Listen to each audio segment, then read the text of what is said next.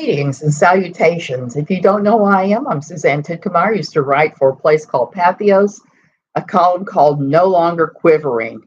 I used to write about the quiverful evangelical movement, the non-denominational, high-demand places, the totalitarian, often, man, I am just struggling today.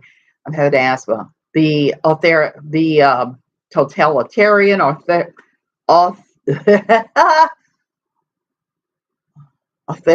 authoritarian, I'm just going to call it that because my brain has gone stuck on stupid church organizations. Authoritative. Why do I have problems with that word today? So I used to write about these people and these things many times, and now I'm doing them on YouTube. So here we go. And don't bully anybody I talk about today. Don't go chase down Voddie Baucham or anybody else and tell them that they suck, because they do suck, but it's really not our place to be telling them all the time that they suck directly to the face. Don't harass anybody. Don't even be rude to anybody. We're just going to jump right on in. I started thinking about this again today because I saw a piece by Voddie Baucham.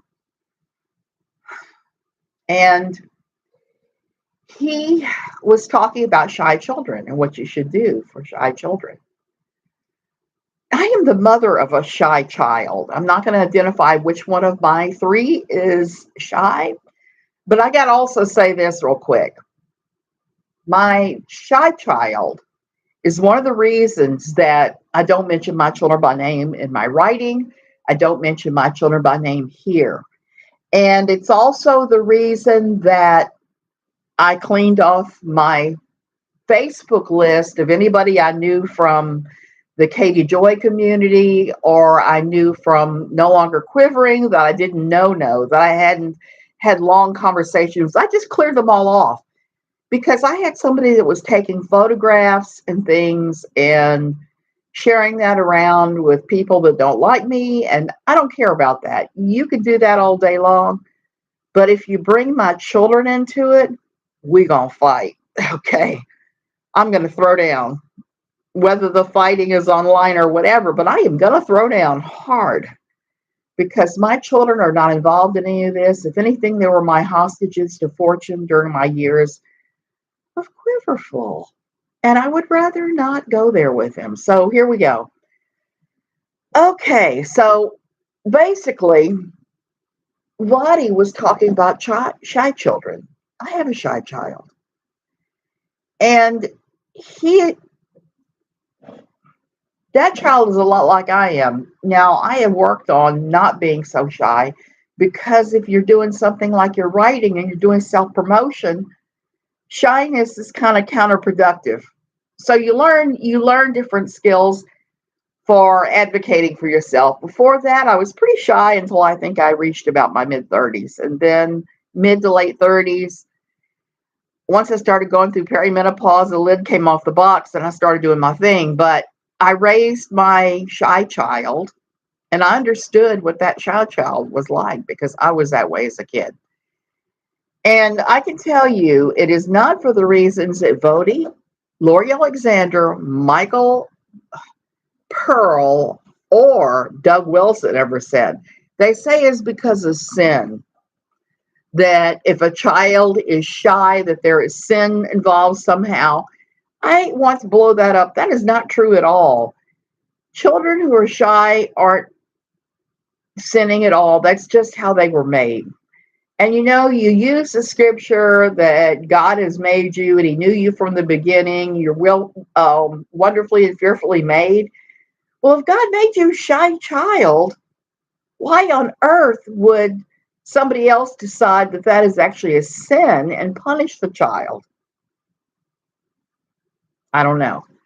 I don't know why they would do that. I don't know what that's all about, what's going on with them, but it's not a sin. It's not a sin at all. Okay, so I want to look first at what Baucham said.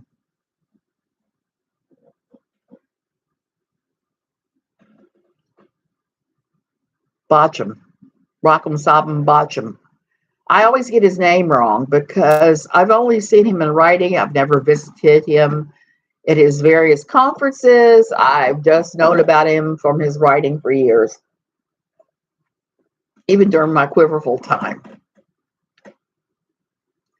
Okay, so Joanna Cuza said this. I read a quote by Voddie Baucham talk a few years ago, and it was quoted on the blog Spiritual Sounding Board by Defend the Sheep about the shy child. And I have to interject here right now. Spiritual Sounding Board is a wonderful recovery tool for those of you struggling with recovering from this nonsense, run by a very nice lady who goes by Defend the Sheep. Okay, here we go back to this. He refers to the quote, so-called shy child who doesn't shake hands at church, unquote. He says hi to someone and they say to their child, say good morning to Dr. Baucham. And the child runs behind the parent's leg and hides. And he then says, what's supposed to happen is that I'm supposed to look at their child and say, hey, that's okay.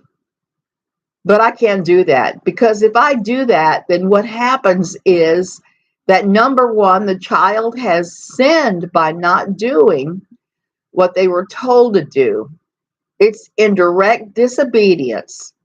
Secondly, the parent is in sin for not correcting it.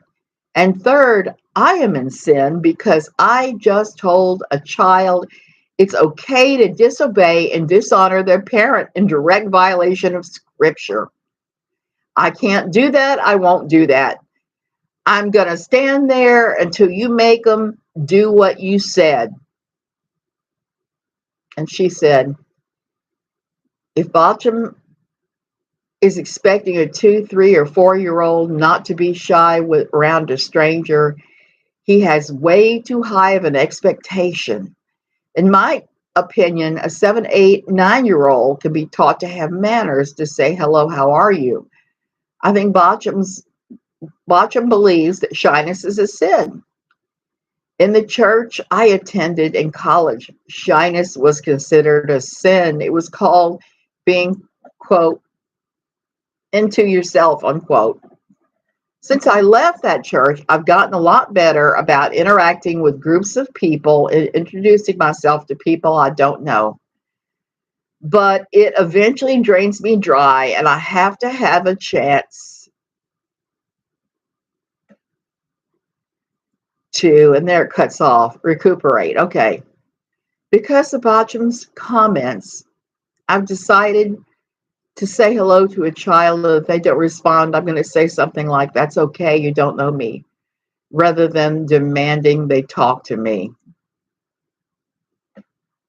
Okay, so that's actually a good response to that. Why is that a good response? Because somebody or some stranger's child doesn't owe you any kind of response. You are going to they're going to run up on kids like that, and they're just hardwired that way. That's how they were born. That's how God made them, fearfully and carefully made. And why would God put that in you if it was sin? So that's what I want to say to Mr. Voddie here. The thing is, this is a very, very, very common thought in these types of churches. In these taco type churches, you have this theology. Michael Pearl has covered this extensively on his website, No Greater Joy, and in his book, To Train Up a Child. He talks about allowing the sin of shyness, and guess what Michael's solution is? It's the worst one, I think. He talks about beating the child to make them not be shy. Please don't do that. Don't ever do that. Teach your child to be polite, certainly. There's nothing wrong with that. She's right about that. But at the same time, When you teach your child to be polite, you teach them to have boundaries.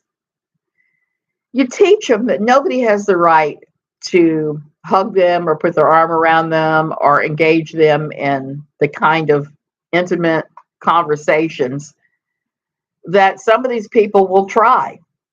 And it's pretty pathetic that a lot of them will try this stuff, but they will. So please don't beat them.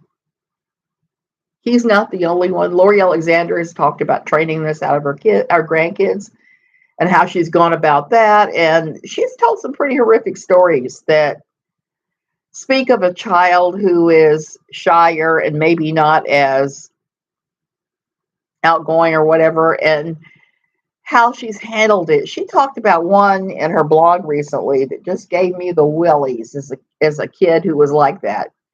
What do I mean? Well, the child she was talking about was a grandchild who was riding a bike, who needed to put on her sweater because she was suddenly cold. She stopped her bike to put on her sweater, and she told her grandparents that she wanted them to wait, and they did not. They walked on. She lost sight of them and then caught up to them crying because she was afraid. And Lori's response, well, she didn't come out and say she beat her grandchild, but she sure intimated that she did some punishment of her. You know, it's never okay to punish children for having needs like that, for having fears. As a parent, we're supposed to, soothe those fears. I'm not saying I've been a perfect parent, because clearly I have not. By the time my children with my husband Jim came around, I was a lot more mature and settled and knew who I was a lot better than when I had my first child. So the way I parented was different. But even in the middle of these types of this is sin stuff, I still did not beat my children. Why? Because I had decided that this was definitely not the way to make them obey. I had enough experience with having that stuff used on me as a child to know it didn't do any good. So there was never going to be anybody that was going to convince me that beating a child was the way to make them behave. It's really not. And so many of these guys, that's what they go to. Even Doug Wilson has talked about how you discipline your children. He brought on his wife on one of his recent videos who talked about beating a toddler, okay? Beating a toddler because she went to pick up the toddler from somebody else's house, and the toddler did not greet her with excitement. The toddler was not pleased to see her. So instead of talking to the toddler and figuring out what was going on, or saying, oh, she's just wound up in what she's doing, the Wilson response was to beat the child. Please don't do that. If you have not watched any other of my videos, I want you to go and watch the one that I did on blanket training back in June when the documentary about the IFB and the Duggars came out. There was a lot that they just glossed right over, and they missed the opportunity to explain it in greater detail. One of those things was blanket training. They had Michelle talking about it like it was some kind of gentle, loving parental thing. You put the blanket down, you put the baby down, you put the toys down, and you expect them to stay on the blanket. And most people thought that it was merely you pop the baby on the leg with your hand, a wooden spoon, whatever, to make the baby stay on the blanket. That is only part of what blanket training is about. I did a video about it.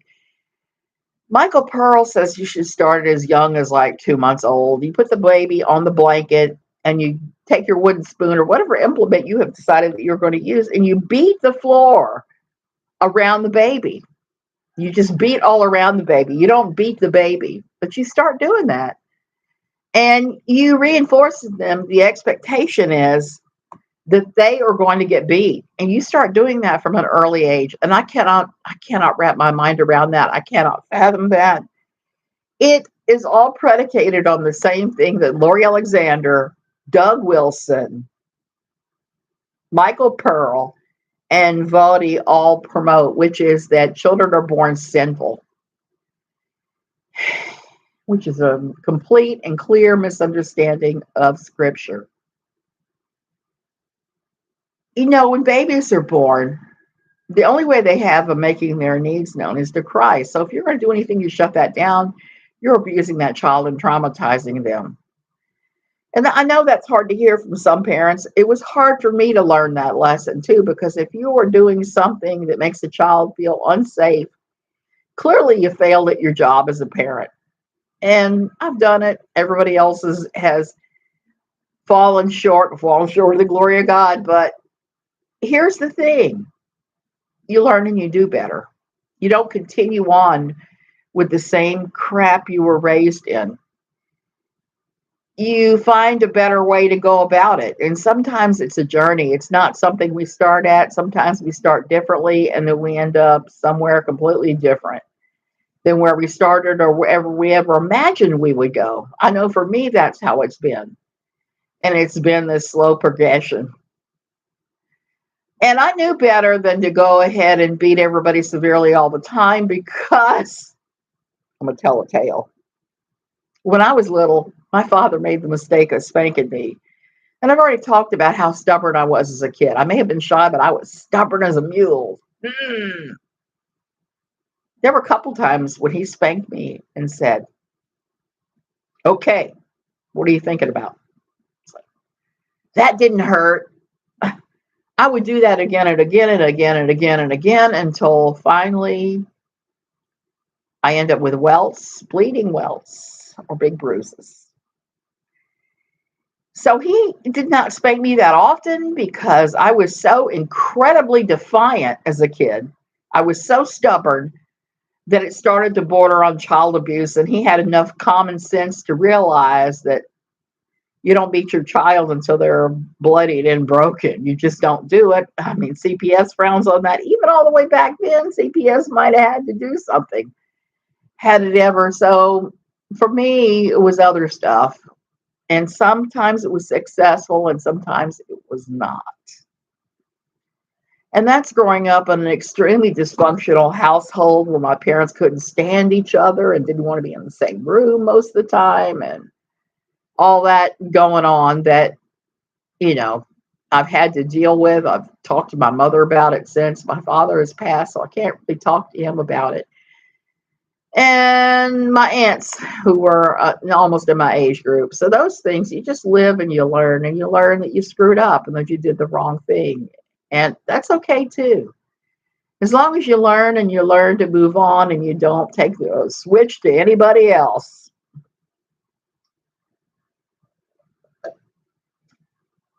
So that's it. Like I said, I wasn't perfect. I did what I knew best. You live and you learn. But do not do this. Do not follow Michael Pearl's To Train Up a Child. That is just an abuse manual. Everything in it, from the advice to what to do about a shy child on, is just ridiculous. And the lady who wrote this quote originally said that you can train a child like 6, 7, 8, 9 to be polite. You can. But if the child is extremely shy, you might actually be not doing what you think you're doing if you insist that they are, "Hello, Mr. Johnson, how are you today?" That may not work well. One of the things with being parents is our job is to learn what works and what doesn't work, and to know the nature of our children, and to operate as best we know how. And I'm going to say as best we know how with that type of child, because I don't, like I said, I've never done that perfectly, and I don't know that I do it now perfectly. In fact, I know I don't. But that's really where we need to be with all of this. We need to consider the child's, what their ability. Not everybody is going to have the ability to hear you when you speak. You're going to say something like, Coke and they're going to hear cake. There are times when there are going to be misunderstandings, all of that. So that's my rant for today. And that's where I am with all of this. And I'm going to go ahead and put that link to the blanket training video in the description. You have a wonderful day, and I'll see you guys, I don't know, a day or two down the road. Right now, there's not a lot going on. I'm filled with asthma. The husband's filled with infections. So we're kind of laying around right now. I don't know what's going on in your world, but that's really what's going on for us here, that we're just enmeshed in. Oh, and this whole world is not making it any easier on any of us right now. So there's that too. Just too much uncertainty going into the Christmas season here. I am hoping to put my tree up and decorate in the next day or two. That would be fun. But I have to be able to climb the step ladder without falling off because the asthma before that takes place. So there we go. And thank you for watching. I know I haven't mentioned anything about the lady without a box of Kleenex.